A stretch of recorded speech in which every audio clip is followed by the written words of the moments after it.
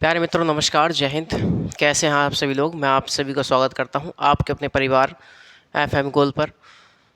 तो प्यारे मित्रों, चलिए अपनी श्रृंखला को आगे बढ़ाते हुए, नए और सीरीज को आगे बढ़ाते हुए अब हम लोग बात करेंगे। देखिए, हम लोग जो बात कर चुके हैं, हम लोग आपको पढ़ा चुके हैं कि भैया आर्टिकल नंबर 16 क्लॉज 4 पर हम लोगों की बात चल रही थी।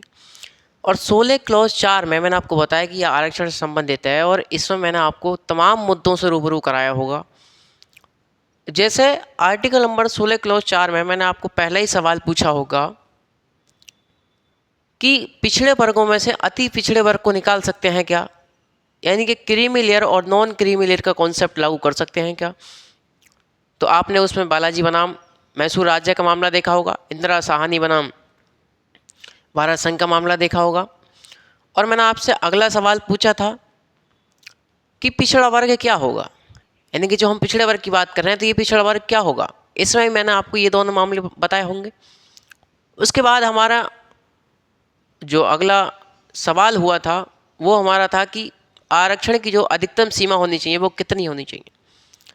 आरक्षण की अधिकतम सीमा कितनी होनी चाहिए, हमारी इस बात पर भी चर्चा प्यारे मित्रों हुई होगी। ठीक, अगली जो हम चर्चा कर रहे थे वो हम पढ़ा रहे थे आपको अग्रनयन नियम, यानी सरकार एक बार लेकर के आई अग्रनयन नियम या कैरी फॉरवर्ड रूल।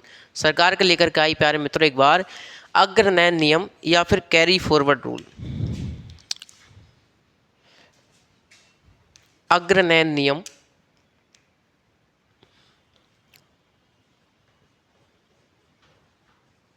अग्रनयन नियम या फिर कैरी फॉरवर्ड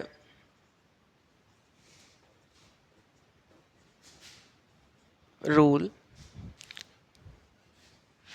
देखिए दोस्तों, एक बार सरकार लेकर के आई क्या कैरी फॉरवर्ड रूल या फिर अग्रनयन नियम। तो ये क्या था मैंने आपको बताया होगा पिछले भी सेशन में, लेकिन मैं आपको दोबारा बता रहा हूँ, ध्यान से समझिएगा आप लोग। उसमें सरकार ने बताया, सरकार ने ये कहा कि यदि किसी विशेष वर्ष में, यदि किसी वर्ष में आरक्षित सीटें नहीं भरी जाती हैं, आरक्षित सीटें नहीं भरी जाती हैं। जैसे दोस्तों आरक्षित सीटें कौन कौन सी है भाई हमारे यहाँ, आरक्षित सीटें कौन कौन सी प्यारे मित्रों, जैसे भैया SC ST OBC। तो सरकार ने कहा कि यदि आरक्षित सीटें किसी वर्ष में, मान चलिए 2024 है ये, तो आरक्षित सीटें किसी वर्ष में नहीं भरी जाती हैं, तो ऐसा नहीं है कि उन सीटों को आप जनरल कैटेगरी में काउंट कर देंगे, कि उन सीटों को जनरल में काउंट नहीं किया जाएगा, जनरल में नहीं जोड़ा जाएगा, अनारक्षित नहीं किया जाएगा, बल्कि उन सीटों को अगले वर्ष की आरक्षित सीटों में जोड़ दिया जाएगा। अगले वर्ष यानी कि 2025 की जो आरक्षित सीटें होंगी प्यारे मित्रों, हमारी जो आरक्षित सीटें होंगी SC ST और हमारी OBC की जो आरक्षित सीटें होंगी, लगभग मान के चलें कितना, 50%। देखिए आरक्षण की जो अधिकतम सीमा बताई गई है संविधान में, मैंने आपको बताया है, तो वो कितनी है, मन बनाएगा लगभग 50% अधिकतम जानी चाहिए। ठीक, तो मैंने बताया, मैं मान चलिएगा भैया 2024 में 50% ये सीटें थी, 2024 में ये 50% सीटें हैं। अब 50% में से मान के चलो 10% सीटें नहीं भर पाई, 10% सीटें नहीं भर पाई। तो अब इस परिस्थिति में हमारा अग्रनयन नियम कह रहा है कि यदि किसी विशेष वर्ष में आरक्षित सीटें नहीं भरी जाती हैं, तो 10% नहीं भरी गई, तो ऐसा नहीं है कि उन सीटों को आप जनरल में काउंट कर दोगे, लेकिन उन्हीं सीटों को आप अगले वर्ष की आरक्षित सीटें जो होंगी, अगले वर्ष की जो आरक्षित सीटें होंगी उनमें ही इनको जोड़ दिया जाएगा, यानी 50% प्लस 10% यानी कि 60%। वही वाह, ध्यान सुनिएगा दोस्तों, अब समझ आया आपको कैरी फॉरवर्ड रूल क्या था सरकार का। सरकार कह रही थी कि यदि किसी विशेष वर्ष में आरक्षित सीटें नहीं भरी जाती हैं, आरक्षित सीटें मतलब मैंने आपको बताया कि मान चलिए 50% सीटें आपको आरक्षित दी गई हैं। ठीक, तो किसी विशेष वर्ष में आरक्षित सीटें नहीं भरी जाती हैं तो उन्हें जनरल में या अनारक्षित नहीं किया जाएगा, बल्कि उनको अगले वर्ष की सीटों में ही जोड़ दिया जाएगा। यदि उस वर्ष भी नहीं भरी जाती है तो दोस्तों अगले वर्ष की सीटों में जोड़ दिया जाएगा, फिर उनको अगले वर्ष की सीटों में जोड़ दिया जाएगा, फिर उनको और अगले वर्ष की सीटों में जोड़ दिया जाएगा भाई। लेकिन ये जो प्रक्रिया है ये आपकी 2 सालों तक चलेगी, ये आपकी 2 सालों तक चलेगी। यदि इन दोनों सालों में भी ये सीटें नहीं भरी जाती हैं प्यारे मित्रों, तब उस परिस्थिति में आप उन्हें जनरल में काउंट कर सकते हैं, जनरल कैटेगरी का बच्चा उन पर फाइट कर सकता है। बात समझ में आई आपको? यहाँ तक क्लियर है? बहुत बढ़िया। अब दोस्तों आपने देखा कि मान चलो भैया 10% यहाँ ना भरी गई और 60% हो गया, 60% हो गया, 10% फिर यहाँ ना भरी गई, तो 60% प्लस 10% कितने हो गए? 70%। वही बात। अब तो कितना हो गया आरक्षण? अब 70% हो गया। और लेकिन दोस्तों आरक्षण की अधिकतम सीमा कितनी है? 50%। आरक्षण की अधिकतम सीमा कितनी? 50%। फिर तो यहाँ कहीं ना कहीं बवाल होगा, यहाँ कहीं ना कहीं फिर तो बवाल होना चाहिए। अरे होना चाहिए ना होना चाहिए? फिर तो दोस्तों यहाँ पर कहीं ना कहीं बवाल होना चाहिए। तो एक व्यक्ति थे देवदासन। कौन थे? देवदासन एक व्यक्ति थे। देवदासन कौन थे प्यारे मित्रों? देवदासन एक व्यक्ति थे। तो देवदासन साहब पहुंचे गए सुप्रीम कोर्ट में। देवदासन, केस का नाम लिखिएगा देवदासन। देवदासन बनाम भारत संघ। देवदासन बनाम भारत संघ 1964। इन्होंने कहा सुप्रीम कोर्ट महोदय, सुप्रीम कोर्ट महोदय महाराज देखिए इन्होंने क्या करा, सरकार क्या लेकर आई है? सरकार लेकर आई है अग्रनयन नियम, सरकार लेकर आई है कैरी फॉरवर्ड रूल, सरकार लेकर आई है कैरी फॉरवर्ड रूल। और इस कैरी फॉरवर्ड रूल में सरकार क्या करना चाहती है? या देखिए सरकार ने तो 50% की जो आरक्षण लिमिट है उसको पार कर दिया है, उसको पार कर दिया है। तो सुप्रीम कोर्ट महोदय हाँ बात तो सही है, बात तो सही है देवदासन जी आपकी। तो सुप्रीम कोर्ट महोदय ने क्या करा? सुप्रीम कोर्ट महोदय ने जो सरकार जो अग्रनयन नियम लेकर के आई थी इसको असंवैधानिक करार कर दिया, इसको असंवैधानिक करार कर दिया प्यारे मित्रों, असंवैधानिक करार कर दिया, यानी कि इसको खारिज कर दिया, खारिज कर दिया। बात यहाँ तक समझ में आ रही है? बात यहाँ तक समझ में आ रही है प्यारे मित्रों? ठीक है। अब आप लोग सभी जानते हैं, आप सभी लोग जानते हैं कि भैया एक तरफ सरकार का कोई कानून, सरकार अगर किसी कानून को लेकर के आती है उसको निरस्त कर देती है सुप्रीम कोर्ट, फिर क्या होता है? सरकार लेकर के आती है क्या? संविधान संशोधन। तो सरकार ने करा प्यारे मित्रों 81वां संविधान संशोधन। सरकार ने करा 81वां संविधान संशोधन 2000 में 81वां संविधान संशोधन 2000 में सरकार ने करा। और सरकार ने जोड़ दिया संविधान में आर्टिकल नंबर 16 क्लॉज 4, तो हम पढ़ रहे हैं 16 क्लॉज 4 खा सरकार ने जोड़ दिया। जब सरकार ने 16 क्लॉज 4 खा जोड़ा तो फिर सरकार ने इसमें क्या जोड़ा? सरकार ने जोड़ दिया क्या? 16 क्लॉज 4 खा। बात समझ में आ रही है? तो इसमें सरकार ने लिखा, देखिए लिखिएगा आप लोग, तो सरकार ने इसमें लिखा कि भैया यदि किसी विशेष वर्ष में आरक्षित सीटें नहीं भरी जाती हैं तो सरकार एक अलग वर्ग बनाएगी, सरकार एक अलग वर्ग बनाएगी जिसमें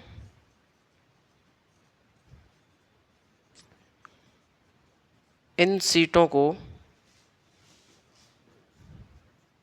सम्मिलित किया जाएगा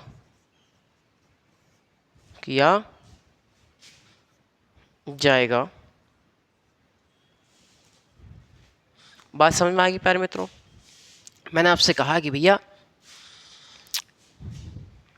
जब सुप्रीम कोर्ट महोदय सरकार के द्वारा लाया गया अग्रगण्य नियम क्या कर दिया, खारिज कर दिया, तो सरकार लेकर के आई 81वां संविधान संशोधन सरकार ने करा 2000 में, और सरकार ने जोड़ दिया 16 क्लॉज 4 ख। इसमें सरकार ने क्या लिखा कि यदि किसी विशेष वर्ष में आरक्षित सीटें नहीं भरी जाती हैं तो सरकार उसके लिए एक अलग वर्ग बनाएगी, एक अलग वर्ग बनाएगी, ठीक है ना। तो उस वर्ग में वो सीटें शामिल की जाएंगी। बात समझ में आ रही है। इतना सब कुछ करा। और ये अलग जो वर्ग होता है प्यारे मित्रों, ये जो अलग वर्ग होता है, अलग वर्ग, इस अलग वर्ग को हम बोलते हैं बैकलॉग एंट्री।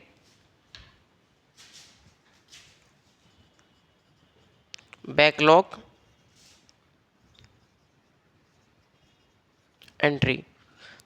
तो आपने देखा होगा कि सरकार कभी कभी डेली रूटीन से हट करके जो वैकेंसी निकालती है उन्हें हम बैकलॉग एंट्री कहते हैं। जैसे आपने देखा होगा कि भैया कुछ वैकेंसी तो सरकार निकालती है जो डेली रूटीन से निकालती रहती है, कभी ये 20,000, 15,000, 8,000, लेकिन उन्हीं के नीचे कुछ वैकेंसी वो होती हैं जो पिछले वर्ष नहीं भरी गई हैं। समझ रहे मेरी बात आप? पिछले वर्ष नहीं भरी गई हैं तो उनके लिए अलग एक वर्ग बना दिया जाता है, एक अलग क्लास बना दी जाती है, एक अलग क्लास बना दी जाती है। उन सब में ये उस वर्ग में या उस क्लास में इन सीटों को सम्मिलित किया जाता है और ये सीटें कहलाती हैं बैकलॉग एंट्री। बात समझ में आ रही प्यारे मित्रों? ठीक है ना। तो ये सब कुछ सरकार ने किया, ठीक है प्यारे मित्रों। बात समझ में यहाँ तक आई? क्लियर है? बस 1 सेकंड का टाइम लूंगा।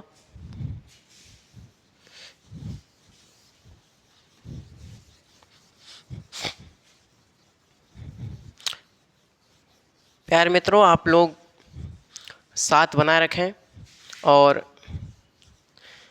एमएन सर आपके लिए और एफएम गोल्ड परिवार आपके लिए अच्छे से अच्छा कंटेंट लाने की तैयारी में है। बेहतर से बेहतर कंटेंट जो भी हमसे हो सकता है वो एफएम गोल्ड परिवार आपके साथ लगा रहेगा, आपके लिए तत्पर तैयार रहेगा।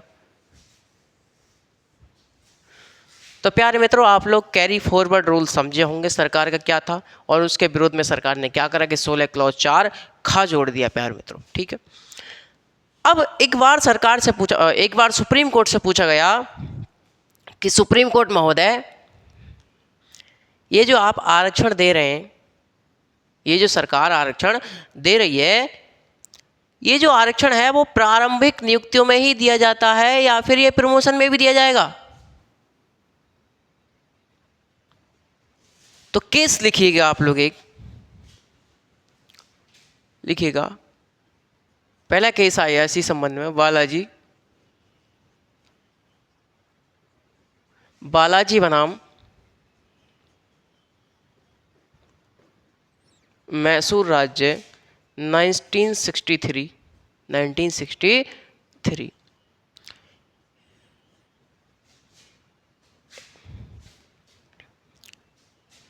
इसमें सुप्रीम कोर्ट महोदय से पूछा गया कि सुप्रीम कोर्ट महोदय, जो आरक्षण जो दिया जा रहा है वो प्रारंभिक नियुक्तियों में ही दिया जा रहा है या फिर प्रमोशन में भी दिया जा रहा है? तो बालाजी बनाम मैसूर राज्य के मामले में सुप्रीम कोर्ट ने क्या कहा? सुप्रीम कोर्ट ने कहा कि भैया ये जो आरक्षण दिया जा रहा है ये आपको प्रारंभिक नियुक्ति में भी दिया जाएगा, प्रारंभिक नियुक्तियों में भी दिया जाएगा और आपको ये प्रमोशन में भी दिया जाएगा, ये आपको प्रमोशन में भी दिया जाएगा। बात समझ में आ रही है? उसके बाद दोस्तों अगला मामला इसी में, जो 1963 के मामले में सुप्रीम कोर्ट महोदय द्वारा निर्णय दिया गया था कि भैया जो आरक्षण दिया जाएगा वो प्रारंभिक नियुक्ति में भी दिया जाएगा, मतलब जिस समय आपकी नौकरी लग रही है उस समय भी आपको आरक्षण दिया जाएगा और जब आपका प्रमोशन होगा उस समय में भी आपको ये प्रमोशन में आरक्षण दिया जाएगा। लेकिन दोस्तों ये जो मामला था, इस फैसले से कहीं ना कहीं सुप्रीम कोर्ट महोदय 1992 में मुकरने लगा और उसने क्या करा? सुप्रीम कोर्ट महोदय ने इंदिरा साहनी बनाम भारत संघ के मामले में अपने निर्णय को पलट दिया, इंदिरा साहनी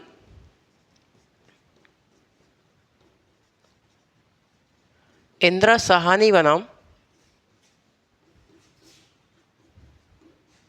भारत संघ 1992।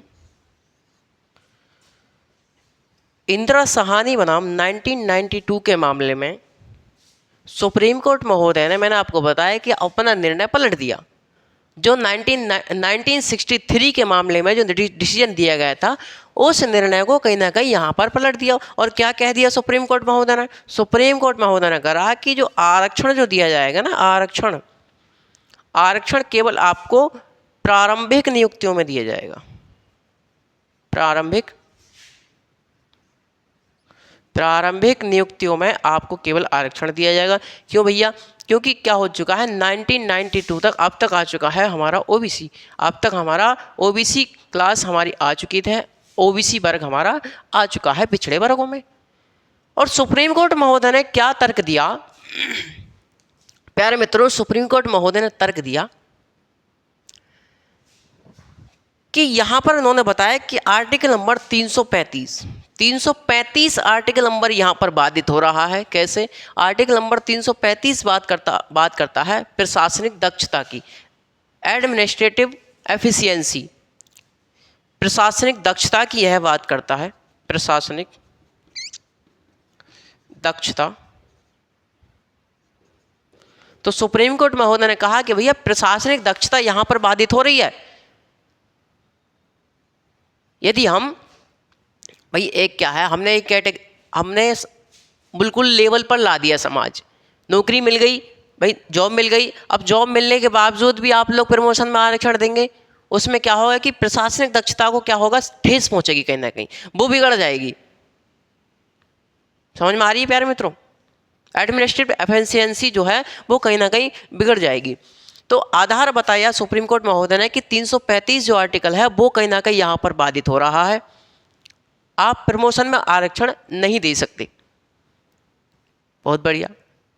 अब सरकार क्या कहती है यहाँ पर? सरकार ने कर दिया खेला।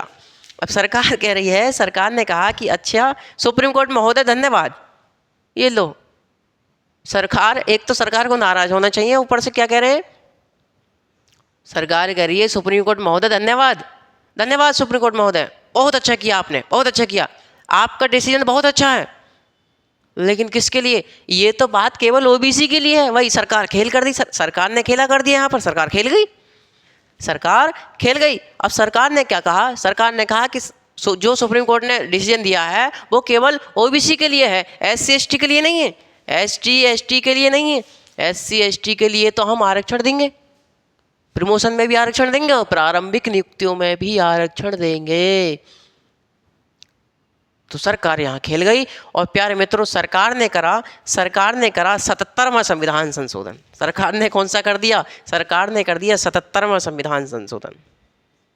सरकार ने 77वां संविधान संशोधन किया 1995 में, और सरकार ने जोड़ दिया आर्टिकल नंबर 16 क्लॉज 4 का, यानी कि ए, यह सरकार ने जोड़ दिया।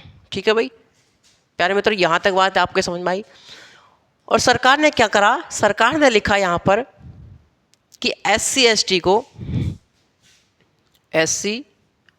ST को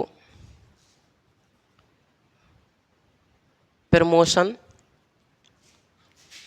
में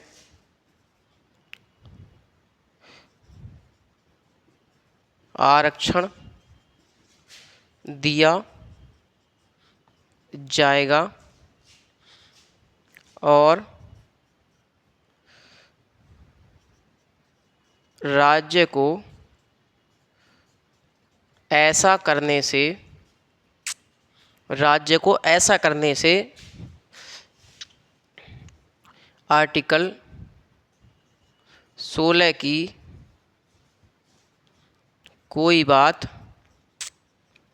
नहीं रोक सकती। ये लीजिए प्यारे मित्रों, क्या लिख दिया? आर्टिकल नंबर 16 क्लॉज 4 का जोड़ दिया सरकार ने 77वां संविधान संशोधन 1995 में। और सरकार ने क्या लिखा कि SC ST को प्रमोशन में आरक्षण दिया जाएगा। और राज्य को ऐसा करने से आर्टिकल नंबर 16 की कोई बात नहीं रोक सकती। आर्टिकल नंबर 16(1) और 16(2) में क्या है कि अवसर की समानता है प्लस 7 आधार पर भेदभाव नहीं किया जाएगा। बात समझ में आ रही है प्यारे मित्रों? तो सरकार ने सीधे सीधे कह दिया संविधान संशोधन के माध्यम से क्या आर्टिकल 16 कोई बात नहीं रोक सकती। मतलब समझ रहे हैं आप कि ये भी कहीं ना कहीं 16(1) और 16(2) का अपवाद है। बात क्लियर है यहां तक? लेकिन दोस्तों रोक कौन रहा था? रोक कौन रहा था आरक्षण देने से? प्रमोशन में आरक्षण देने से रोक कौन रहा था? तो प्रशासनिक दक्षता, आर्टिकल नंबर 335। Article number 335। तो 335 आर्टिकल में भी संशोधन कर दिया सरकार ने आर्टिकल नंबर 335 में भी संशोधन करा और 82वां संविधान संशोधन 2000 में करा। 82वां संविधान संशोधन 2000 में करा और आर्टिकल नंबर 335 में भी लिख दिया प्यारे मित्रों कि आर्टिकल 335 की कोई बात, आर्टिकल 335 की कोई बात, 335 की कोई बात SC ST को प्रमोशन में आरक्षण देने से नहीं रोक सकेगी, नहीं रोक सकेगी। तो प्यारे मित्रों यहां तक आपको बात समझ में आ जानी चाहिए। मैंने आपको क्या बताया कि सरकार से पूछा गया कि आप जो सुप्रीम कोर्ट महोदय से पूछा प्यारे मित्रों कि आरक्षण जो है वो प्रारंभिक नियुक्तियों में ही दिया जाएगा या फिर प्रमोशन में भी दिया जाएगा। तो प्यारे मित्रों पहला जो मामला आया यहाँ पर, पहला मामला ये आया बालाजी बनाम मैसूर राज्य का मामला। और बालाजी बनाम मैसूर राज्य के मामले में कहा गया, क्या कहा गया प्यारे मित्रों कि आरक्षण जो दिया जाएगा वो प्रारंभिक नियुक्ति में भी दिया जाएगा प्लस आपको प्रमोशन में भी दिया जाएगा। लेकिन दोस्तों ये जो निर्णय था, इस निर्णय से कहीं ना कहीं सुप्रीम कोर्ट महोदय उसने अपना निर्णय पलट दिया। कहाँ पर? इंदिरा साहनी बनाम भारत संघ के मामले में, 1992 के मामले में, क्योंकि अब तक ओबीसी भी आ चुका है। और क्या कहा कि आरक्षण केवल प्रारंभिक नियुक्तियों में ही दिया जाएगा आपका, और आरक्षण प्रारंभिक नियुक्तियों में देने के बाद आप ऐसा नहीं कि प्रमोशन में भी आरक्षण दे दें। बात समझ में आ रही है मेरी यहाँ तक? बहुत बढ़िया। उसके बाद क्या आधार दिया सरकार, सुप्रीम कोर्ट महोदय ने कहा कि 335 जो आर्टिकल है जो कि प्रशासनिक दक्षता की बात करता है, एडमिनिस्ट्रेटिव एफिशिएंसी की बात करता है, वो बाधित हो रहा है महाराज यहाँ पर, सरकार से कहा। उसके बाद सरकार ने क्या काम करा? सरकार ने 77वां संविधान संशोधन 1995 में करा। दोस्तों क्या जोड़ दिया? 16 क्लॉज 4A जोड़ दिया या फिर का जोड़ दिया। उसमें लिखा कि SC ST को प्रमोशन में आरक्षण देने से आर्टिकल नंबर 16 की कोई बात नहीं रोक सकेगी। बात समझ में आ रही है? उसके बाद प्यारे मित्रों कौन रोक रहा था? तो रोक रहा है 335 आर्टिकल। तो 335 आर्टिकल में भी संशोधन कर दिया सरकार ने 82वां संविधान संशोधन 2000 के माध्यम से। और क्या लिखा इसमें? जोड़ा कि आर्टिकल नंबर 335 की कोई बात SC ST को आरक्षण देने से नहीं रोक सकेगी। बात यहां तक क्लियर आ रही है दोस्तों? समझ में? बात समझ में आ रही है प्यारे मित्रों? हैं? बस 1 मिनट का समय लूंगा अगला टॉपिक शुरू करने में।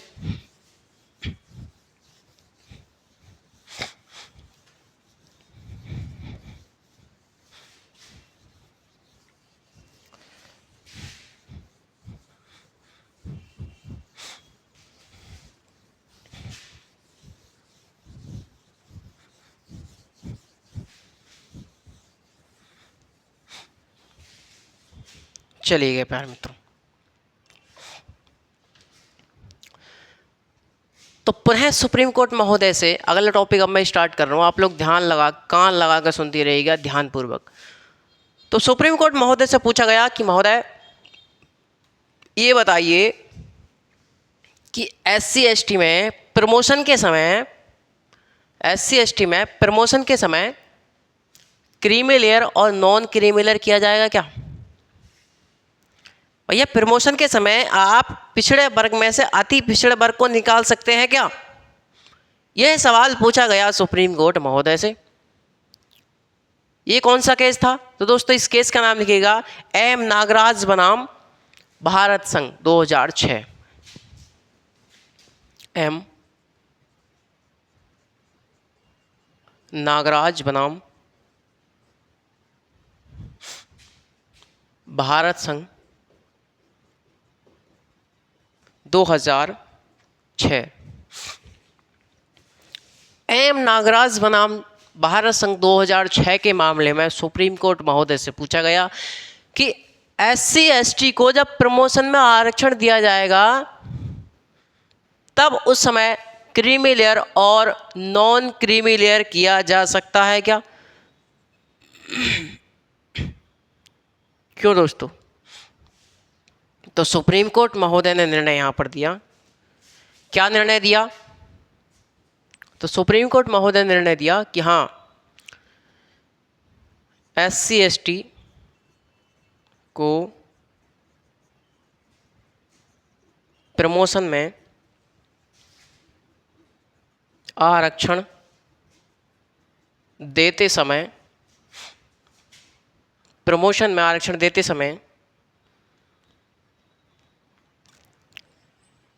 क्रीमी लेयर और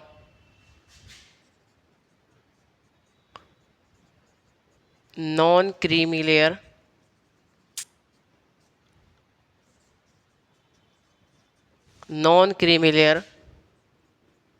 लागू होगा। यानी कि जब आप SC ST को प्रमोशन में आरक्षण दे रहे होंगे तब आप SC ST में पिछड़े वर्ग में से अति पिछड़े वर्ग को निकालेंगे, यानी क्रीमी लेयर और नॉन क्रीमी लेयर यहाँ लागू करेंगे और केवल नॉन क्रीमी लेयर को ही आप प्रमोशन में आरक्षण देंगे। केवल आप नॉन क्रीमी लेयर को ही प्रमोशन में आरक्षण देंगे। यह बात सुप्रीम कोर्ट महोदय ने सुझाई और कहा, उसका आदेश आया। यानी कि उपवर्गीकृत क्रीमी लेयर और नॉन क्रीमी लेयर को बोलते हैं उपवर्गीकरण करना। बात समझ आ रही ना? तो प्यारे मित्रों 2006 के मामले में यहाँ पर ये हुआ। लेकिन क्या है कि सरकार तो भैया सबको देना है तो सबको देना। सरकार क्या है भैया, सबको देती जा रही थी सरकार तो भाई सरकार है। सरकार जब सबको देती जा रही थी SC ST वालों के लिए प्रमोशन में आरक्षण, दोस्तों एक अगला मामला और आया यहाँ पर। एक अगला मामला आया उत्तर प्रदेश पावर कारपोरेशन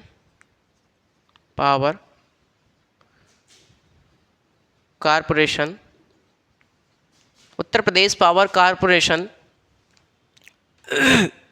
बनाम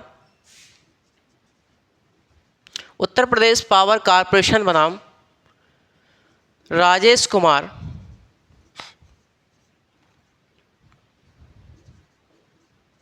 बनाम 2012। तो क्या हुआ?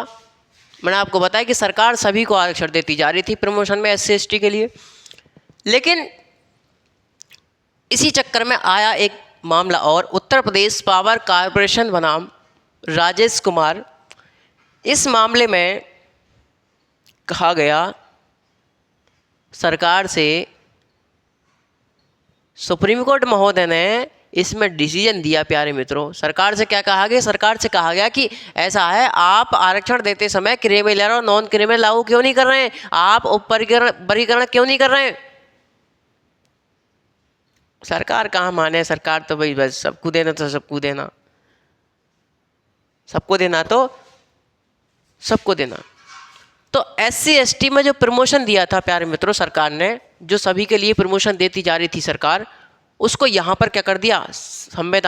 असंवैधानिक करार कर दिया और यहाँ पर खारिज कर दिया। क्या कर दिया?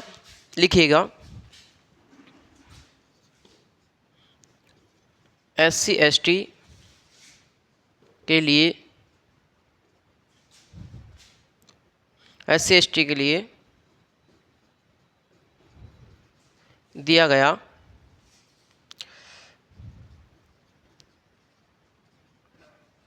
प्रमोशन में सभी के लिए आरक्षण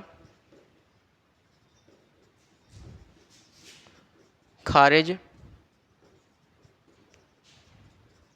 कर दिया गया, खारिज कर दिया गया।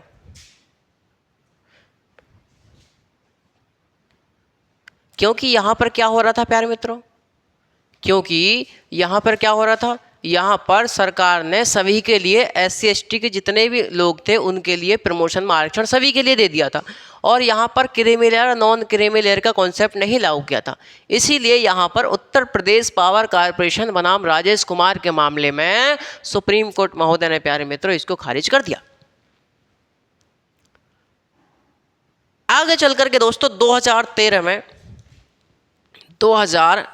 में सरकार एक ऐसा विधेयक लाने वाली थी, प्यारे मित्रों, जो कि SC और ST के लिए जितने भी लोग थे, यानी सभी के लिए, SC ST के सभी कर्मचारियों के लिए, सभी लोगों के लिए प्यारे मित्रों प्रमोशन में आरक्षण दिया जाता। बात समझ में आ रही है? सरकार 2013 में एक ऐसा विधेयक लेके आने वाली थी क्या, लाई भी थी, मैं कह रहा हूँ प्यारे मित्रों लाई भी थी। 2013 में सरकार एक ऐसा विधेयक लाई थी जो कि SC ST के सभी लोगों के लिए प्रमोशन में, यानी सभी के लिए आरक्षण की व्यवस्था करता। प्रमोशन में सभी बच्चों के लिए, सभी लोगों के लिए आरक्षण की व्यवस्था करता। लेकिन प्यारे मित्रों मैं आपको बता दूं कि ये जो विधेयक था ये अपेक्षित बहुमत प्राप्त नहीं कर पाया। ये जो विधेयक था वो अपेक्षित बहुमत प्राप्त नहीं कर पाया। अपेक्षित बहुमत, यह अपेक्षित बहुमत प्राप्त नहीं कर पाया। और थोड़े दिनों बाद दोस्तों 2013 में ही थोड़े दिनों बाद क्या हो गया, लोकसभा का विघटन हो गया, और लोकसभा की क्या हो गई, विघटन होने के बाद इलेक्शन वगैरह की प्रक्रिया चलने लगी, तो ये कानून नहीं बन पाया प्यारे मित्रों, यह कानून नहीं बन पाया। अब आगे सरकार क्या डिसीजन लेती हैं अब वो उनके ऊपर है। ठीक है प्यारे मित्रों, हम तो यहाँ तक पढ़ना चाहते हैं भैया, हमने यहाँ तक पढ़ लिया, बात क्लियर है। आगे चलकर प्यारे मित्रों एक सवाल और उठा सर सुप्रीम कोर्ट के पास में जाकर के, तो सुप्रीम कोर्ट के पास एक सवाल और उठा। क्या सवाल उठा? क्वेश्चन ये उठा सुप्रीम कोर्ट महोदय से कि सुप्रीम कोर्ट महोदय एक बात बताइए, साहब कहा गया है एम नागराज बनाम भारत संघ के मामले में 2006 में कि आरक्षण दिया जाएगा प्रमोशन में SC ST के लिए, और देते समय क्रीमी लेयर और नॉन क्रीमी लागू होगा। ठीक है साहब, अब मान के चलो जब आरक्षण देगी सरकार, जब आरक्षण सरकार देगी तो आरक्षण देने के साथ साथ, यानी प्रमोशन में आरक्षण देने के साथ साथ क्या उसे सीनियरिटी भी दी जाएगी? क्या उसे सीनियरिटी भी दी जाएगी क्या, यानी ज्येष्ठता भी दी जाएगी क्या? ये क्वेश्चन उठा, ये क्वेश्चन प्यारे मित्रों उठा। तो क्या क्वेश्चन उठा, जरा मैं सर आप कर लूँ, 1 मिनट रुको।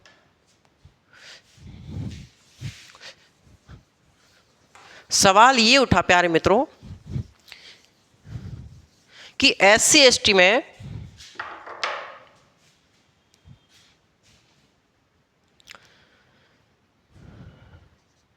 SC,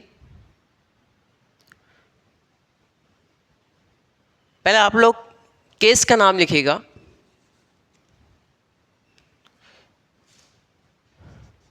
केस है वीरपाल सिंह, वीरपाल सिंह बनाम भारत संघ,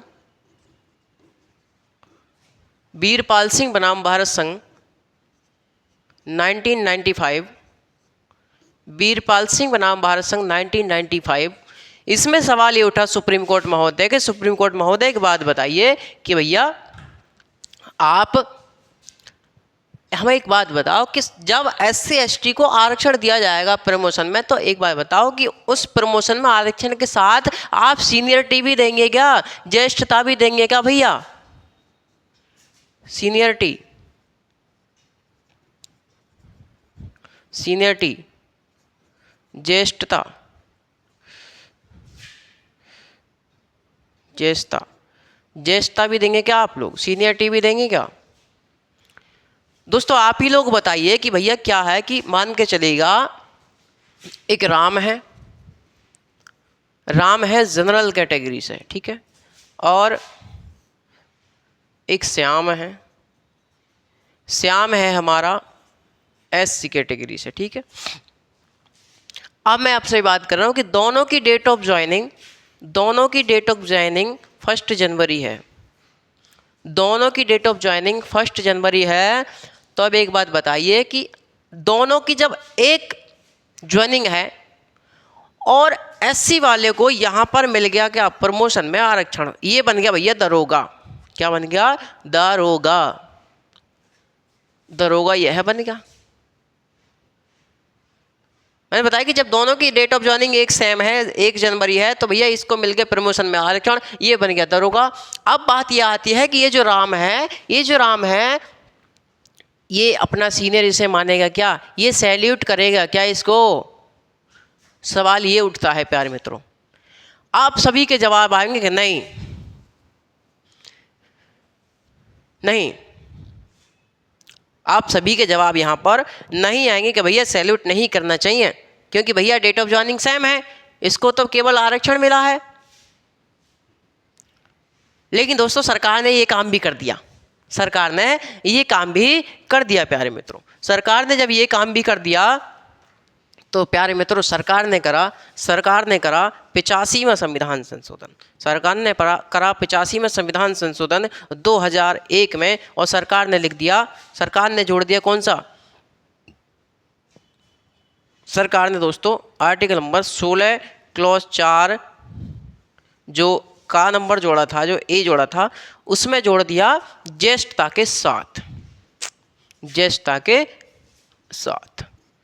यानी कि SC ST को जो प्रमोशन में आरक्षण मिलेगा, जो प्रमोशन में आरक्षण मिलेगा प्यारे मित्रों, जो प्रमोशन में आरक्षण मिलेगा वो ज्येष्ठता के साथ यानी सीनियरिटी के साथ मिलेगा, सीनियरिटी के साथ मिलेगा। इसको इसके लिए सैल्यूट मारना ही पड़ेगा। बात यहां तक क्लियर समझ में आ रही प्यारे मित्रों? तो इतने ये सवाल थे हमारे। अब मुझे एक बात बताइए कि इस समय परिस्थिति क्या है कि SC ST को जब आरक्षण दिया जाता है प्रमोशन में, तब क्रीमी लेयर और नॉन क्रीमी लेयर किया जाता है, नहीं किया जाता है? भैया किया जाता है, किया जाता है। सभी के लिए एक समान ही रखा है यहाँ पर किया जाता है। उपवर्गीकरण किया जाता है, यानी कि पिछड़े वर्ग में से अति पिछड़े वर्ग को निकाला जाता है, जिसकी स्थिति ज़्यादा ही खराब है, यानी कि यदि राज्य की सेवा में उचित प्रतिनिधित्व नहीं है उस व्यक्ति का उस पद पर, तब उस परिस्थिति में लिया जा सकता है। ऐसा नहीं है कि सभी को, सभी SC ST के लिए नहीं, बल्कि यहाँ पर क्रीमिलेयर और नॉन क्रीमिलेयर लागू किया जाएगा। लेकिन दोस्तों 2013 में यदि वो विधेयक पास हो जाता तो वो एक कानून बन जाता, तो उस परिस्थिति में सरकार सभी के लिए, सभी SC ST के लिए प्रमोशन में आरक्षण दे सकती थी। बात समझ में आ रही प्यारे मित्रों? बात क्लियर है? उसके बाद सवाल हमने किया था कि भैया वीरपाल सिंह बनाम भारत संघ के 1995 के मामले में सवाल उठा कि ज्येष्ठता के मिलेंगे, सीनियरिटी के साथ आरक्षण दिया जाएगा क्या? तो आप लोगों ने कहा कि नहीं, कि सरकार ने ये भी काम कर दिया कि 85वें संविधान संशोधन 2001 के माध्यम से 16 क्लॉज 4 का मैं जोड़ दिया कि ज्येष्ठता के साथ प्रमोशन दिया जाएगा, नहीं सीनियरिटी के साथ। अब इस राम को श्याम के लिए सैल्यूट मारना ही पड़ेगा प्यारे मित्रों। बात ठीक है ना? एक सवाल आपका बहुत डोलता है, बहुत ज़्यादा घूमता है आपका सवाल आपका ये उठता है, सवाल आपका ये उठता है प्यारे मित्रों, एक केस लिखेगा यहाँ पर, सवाल बाद में बताऊंगा। एक केस लिखेगा बलसम्मा पॉल बनाम कोचीन विश्वविद्यालय कोचीन विश्वविद्यालय 1996 बलसम्मा पॉल बनाम कोचीन विश्वविद्यालय 1996 के मामले में क्या सवाल उठा सुप्रीम कोर्ट के पास? तो प्यारे मित्रों, सवाल यह उठा सुप्रीम कोर्ट के पास कि सुप्रीम कोर्ट महोदय एक बात बताइए कि यदि कोई जनरल कैटेगरी की महिला, यदि कोई जनरल कैटेगरी की महिला, जनरल की महिला किसी एससी या एसटी पुरुष से शादी कर लेती है तो उस परिस्थिति में उसे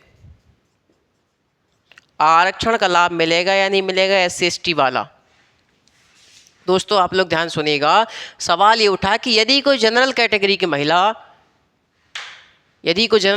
महिला एससी एसटी के पुरुष से शादी कर लेती है, तब उस परिस्थिति में उस महिला को आरक्षण दिया जाएगा कि नहीं दिया जाएगा? एससी एसटी को जो आरक्षण दिया जाता है वैसा ही।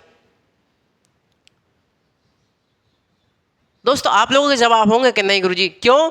क्योंकि भैया जो समाज की परंपराएं, प्रथा, जो समाज की कुरीतियों को इस एससी एसटी के पुरुष ने झेला है, उस समाज की कुरीतियों को इस जनरल कैटेगरी की महिला ने नहीं झेला है प्यारे साथियों।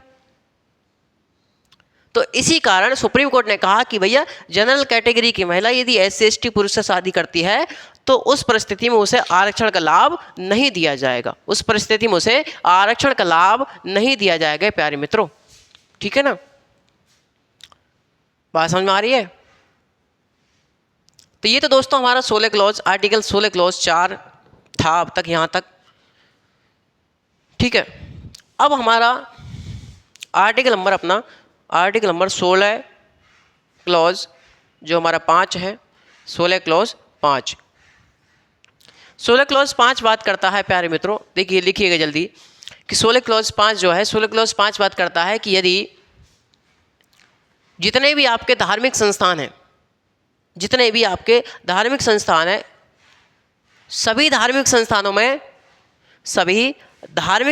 में केवल उन्हीं व्यक्तियों की नियुक्ति की जाएगी जो उस धर्म विशेष से संबंधित होंगे। लिखिएगा कि धार्मिक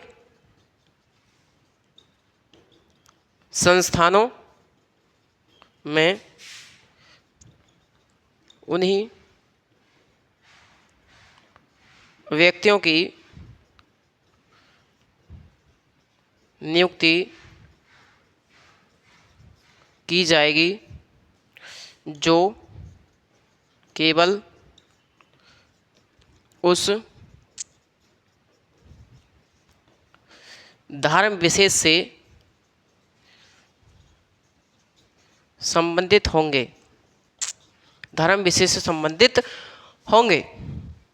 दोस्तों आपने कभी देखा है हिंदू मंदिर में मुस्लिम मौलाना होते हैं, उन्हें जाते हुए, उन्हें पूजा पाठ करते हुए? कभी पंडित जी को देखा है मस्जिद में पूजा पाठ करते हुए? नहीं देखा होगा प्यारे मित्रों। दोस्तों आप लोग कभी आर्मी एरिया में जाइए, सैन्य क्षेत्र में जाइए। सैन्य क्षेत्र में क्या होता है? सैन्य क्षेत्र में ये सरकारी नौकरी होती है। सैन्य क्षेत्र में मान चलिएगा यहाँ मंदिर है, यहाँ मस्जिद है, यहाँ गुरुद्वारा है, यहाँ ईसाई घर है, तो ये एक लाइन से बने होते हैं, वहाँ पर एक लाइन से बने होते हैं, और इनमें उन्हीं व्यक्ति की नियुक्ति की जाती है जो उस धर्म विशेष से संबंधित होते हैं प्यारे मित्रों। बात समझ में आ रही है ना? जो उस धर्म विशेष से संबंधित होते हैं। और ये जो आर्टिकल नंबर 16 क्लॉज 4 है, ये भी दोस्तों 16 क्लॉज 1 और 16 क्लॉज 2 का हमारा अपवाद है। बात समझ में आ रही है ना? अपवाद सीधा सजा भैया, यहाँ पर उल्लंघन करने को यहाँ पर उल्लंघन हो रहा है, अवसर की समानता का उल्लंघन हो रहा है, सभी को अवसर प्रदान नहीं किया जा रहा, यहाँ पर भेदभाव हो रहा है धर्म के आधार पर। बात समझ में आ रही प्यारे मित्रों? तो यहाँ पर कोई हिंदू पंडित जी नहीं जाते वो दिखाई देंगे आपको मुस्लिम उसमें मस्जिद में। बात समझ में आ रही है? तो 16 क्लॉज 5 बात करता है कि धार्मिक संस्थानों में उन्हीं व्यक्तियों की नियुक्ति की जाएगी जो केवल उस धर्म विषय से संबंधित होंगे प्यारे मित्रों, ठीक है ना। अगला हमारा आर्टिकल नंबर 16 क्लॉज 6, 16 क्लॉज 6 और 16 क्लॉज 6 दोस्तों यहाँ डॉटेड डॉटेड बना लीजिएगा। और डॉटेड डॉटेड मैं आपको क्यों बना रहा हूँ डॉटेड लाइन, क्योंकि यह जो 16 क्लॉज 6 है ये हमारा बाद में जोड़ा गया, और ये जोड़ा गया दोस्तों 103वां संविधान संशोधन 2019 के माध्यम से, 2019 के माध्यम से ये जोड़ा गया। और क्या जोड़ा गया कि जो EWS हैं, जो EWS के लोग हैं उनको सेवाओं में, उनको सार्वजनिक सेवाओं में या फिर सरकारी नौकरियों में 10% आरक्षण की व्यवस्था की गई थी। जो आर्थिक रूप से जो पिछड़ा वर्ग है, आर्थिक पिछड़ा वर्ग जो है उसके लिए सरकारी सेवाओं में, सार्वजनिक सेवाओं में 10% आरक्षण की व्यवस्था की गई है। बात समझ आ रही? ये मोदी जी ने हाल ही में किया है 2019 में। तो प्यारे मित्रों 16 क्लॉज 6 तक हमारी यहाँ बात हुई। अगला आता है हमारा आर्टिकल नंबर 17। तो इससे आगे मिलेंगे हम आपसे कल। एम एन सर को दीजिए विदा। नमस्कार।